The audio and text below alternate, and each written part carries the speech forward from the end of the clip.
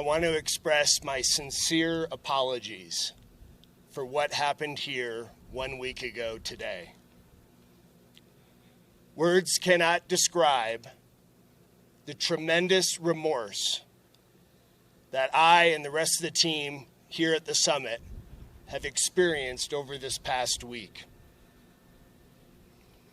We have a solemn responsibility to protect this sacred ground upon which we have the privilege to operate. And it is a privilege, not a right. You expect more from us. And last week we let you down. And for that I am truly sorry. I'd like to introduce the team of experts that I have assembled behind me. First, Colonel Mike Holliday, the commander of Air Force Installation and Mission Support Center, Detachment 2. Also from the Installation and Mission Support Center, Mr. Joseph Kierman, electrical engineer, Ms. Valerie Curtis, certified archaeologist, Ms. Angelia Binder, natural resources, water quality, and spill specialist, Senior Master Sergeant Damon Ingram, Master Electrician, and Master Sergeant Craig Stawicki from the 647th Civil Engineering Squadron at Joint Base Pearl Harbor Hickam. Additionally, we have Jennifer Werman, an Environmental Remediation Project Manager from the Air Force Civil Engineering Center, Lieutenant Colonel Phil Wagenbach, commander of the 15th Space Surveillance Squadron, and his executive director, Mr. Richard Chong. This team has been working tirelessly to make this right. Here's what we know. On the evening of Sunday, January 29th, approximately 700 gallons of diesel fuel spilled here at the Maui Space Surveillance Complex. We have examined the fuel storage tank and the generator equipment, and we currently assess that the cause of this spill was a damaged float within the generator's main fuel tank. Specifically, the evidence suggests that a power surge was the likely cause of this damage. Additional analysis is ongoing to better understand exactly why this float failed in the on position. Moving forward, we are focused on thorough and complete remediation here at Haleakala. However, industry standard remediation processes and protocols are not sufficient for this sacred ground. We have to go above and beyond what would otherwise be deemed acceptable, and that is what we are going to do. In the hours after learning of this mishap, I called Governor Green, and I described the overarching principles which will guide this effort. Number one, we will promote openness and full transparency throughout this entire process. Number two, we will develop a remediation plan that is consistent with legal requirements and sensitive to the local and cultural imperatives. And finally, we will work every day throughout this process and thereafter to rebuild the public trust.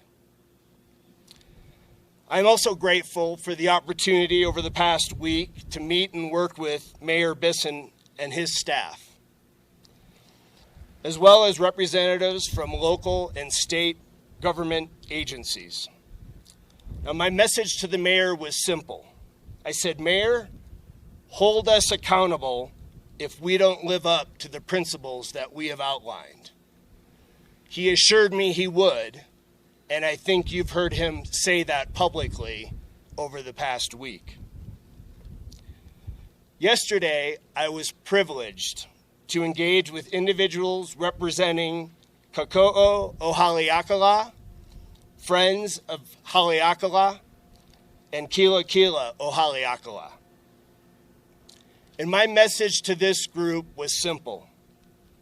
We want you to be part of this process. You and the long-standing respect that we have for your kuleana is important as we remediate this site. Your voice will be heard. The safe and respectful remediation of Haleakala is our top priority. At the same time, we will continue to increase our safety protocols and do everything we can to ensure that something like this never happens again. Mahalo. At this time, I am open to your questions. Can you go into detail about that safety plan to make sure this doesn't happen again? There are a number of things that we are looking at. First and foremost, we want to share all the information that we have throughout the process with the other folks that are operating here and across the Air Force and the DoD. So anything we learn will help increase the safety protocols for any of the similar equipment that we have operating. Secondly, we're going to look at a number of modifications to improve our ability to contain a potential spill. And we're going to continue to look through and better understand exactly why this equipment failed in such a catastrophic way, as opposed to failing in a safe way, which is the way it was designed. Yeah, you mentioned the Native Hawaiian group, Kako'o Haleakala, and others. A lot of them just don't want you folks here, calling for your lease not to be renewed. What is your response to that? My response is that we are going to continue to work to rebuild the trust with all Hawaiians, with these Native Hawaiians and their organizations, so that we, given the privilege to operate here, will do so safely and respectfully. And that is really what our focus is. Remediating the sacred ground and moving forward to ensure that we do everything we can so that this doesn't happen again. Okay. So you mentioned the float in the generator. What exactly is that? So if you think about a float rests on top of the fuel, similar to the float in the toilet that you have in a residential home. So when the fuel drops to a certain level, the float is designed to call for more fuel, and the transfer pump moves fuel from a storage tank into the generator's main tank. As the fuel in that main tank rises, the float should then send a signal to the transfer pump to turn off. If for some reason that pump does not turn off and the float continues to rise, it is designed to then send an alarm so that we notify individuals that there is a potential overflow situation. This float failed in a way that none of those signals were sent. So the transfer pump continued to bring fuel from the storage tank into the generator's main tank, and then overnight began to overflow and seep down onto the sides of the concrete pad. So someone from the EPA mentioned that staff members from their organization and members of the Department of Health are coming here tomorrow to sort of inspect the spill. Is that still happening? What will that sort of entail? Well, we have been in close contact with these organizations and others, and we have welcomed them to come and look at the spill and look and assess the situation, and we're working very closely to ensure all of those requirements are met. But again, I can't emphasize enough that just meeting the minimum requirements is not sufficient here, not for Haleakala. We have to really aim higher, and we're going to.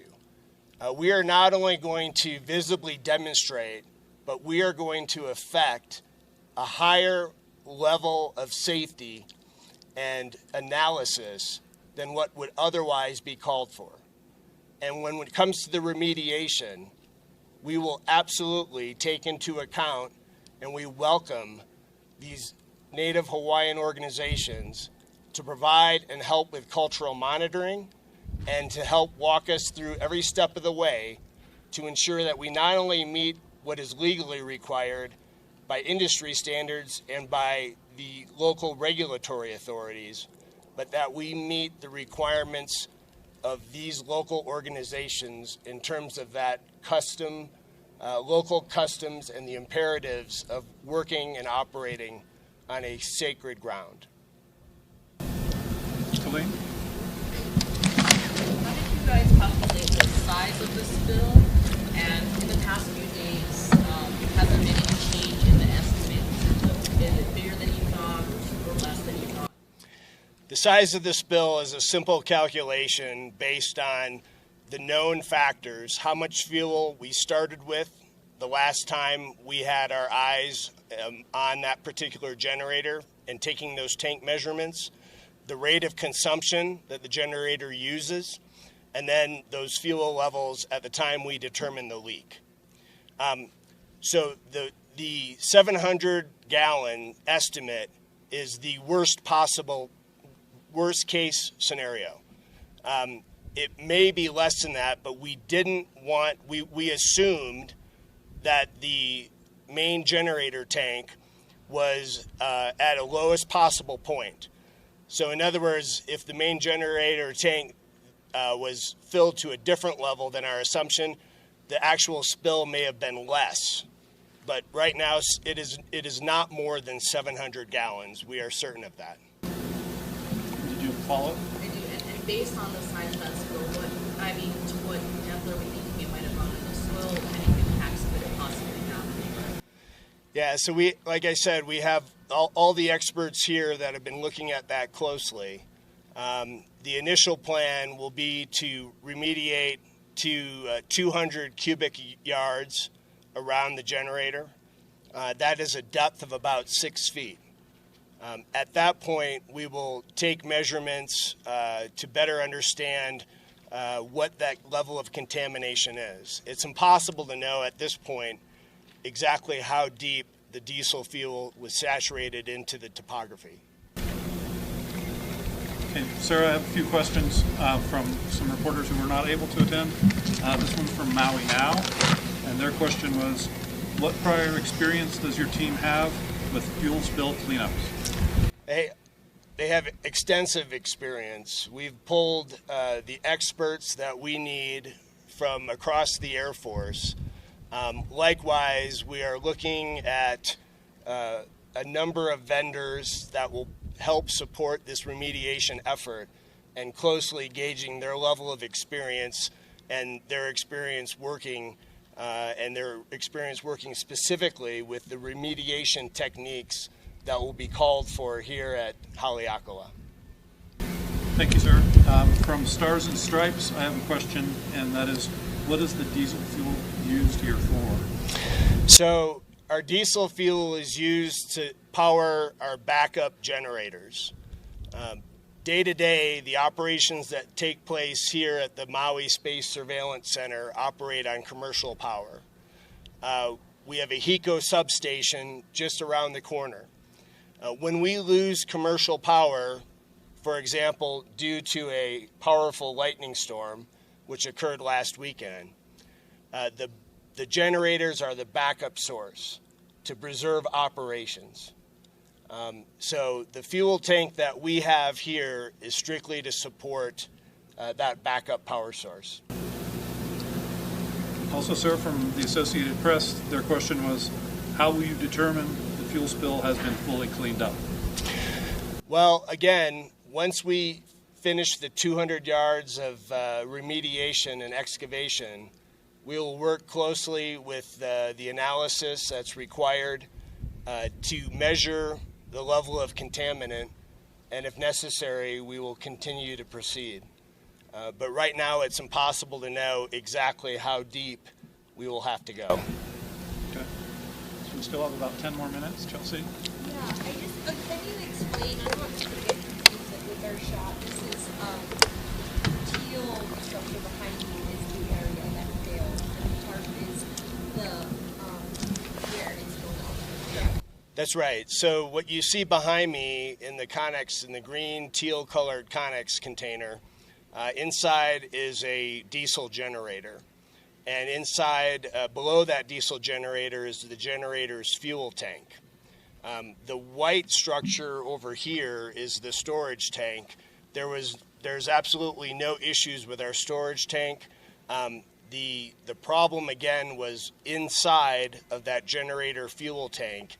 The float that is supposed to send the signals to the transfer pump, that float failed catastrophically, meaning it did not fail in a safe configuration.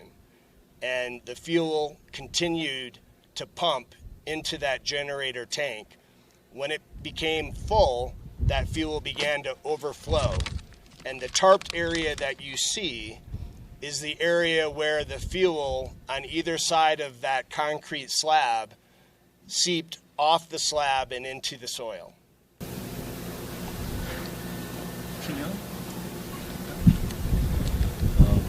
So you mentioned wanting to be more transparent with the public. What would that look like? Would that be like consistent press releases, more posts on social media? Sure. Well, I can tell you what I know it looks like to Kaka'o o Haleakala. It means constant communication. So to me, transparency means when I learn of more information, I'm going to bring it and share it with all of you.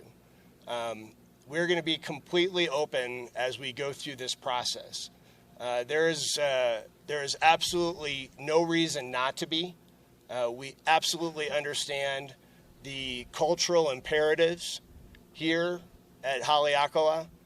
We are respectful of that, and we are committed to complete openness and transparency throughout, sharing information as it becomes available to us.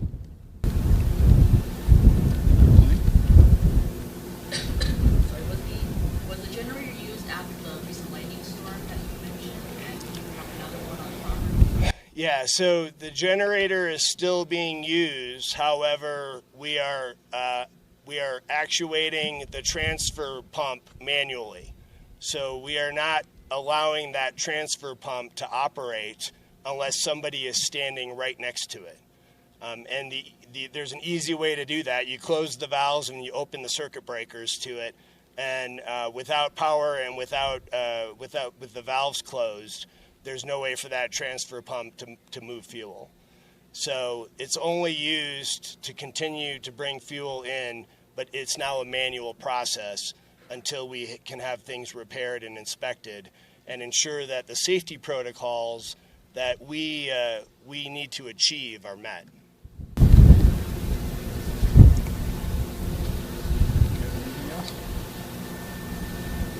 Any final questions? Was the power surge that you suspect related to this, was that related to the storm or recent conditions that we've had? Yeah, so last weekend it was pretty inhospitable weather here on the summit. Severe rain, high winds, numerous lightning strikes. So all of that contributed to, as we go through this analysis and we look at the evidence, it all contributes to this conclusion that a power surge is likely what caused the damage to this float. Okay. If you don't have any further questions, we're going to go ahead and wrap it up. I'll give you some time to get some B-roll if you would like. And General, thank you for your time. Great. Mahalo.